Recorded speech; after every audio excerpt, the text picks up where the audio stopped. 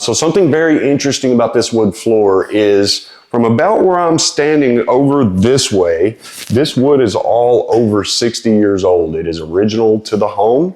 From here, this way is actually all new wood floors. So if you are looking at getting wood floors done and you're actually dealing with an expert, not necessarily a sales guy or something like that, you should have somebody that can identify the species. This particular floor is a red oak, which is about 90% of the floors that we see in Texas. However, there is the other 10%. If you get a white oak floor and you drop red oak or vice versa, this is not possible. So it is very important in this situation to identify the proper cut and the proper species of the material that you're working with. If that's done properly, this is the outcome.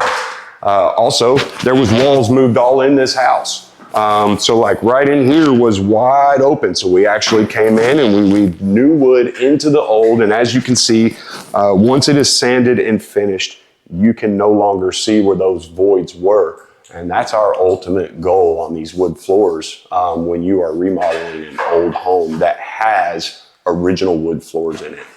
This can also be done, with floors if they're properly and decently maintained. I mean, the age really doesn't matter as long as you're working with somebody that can clearly identify the species and the cut.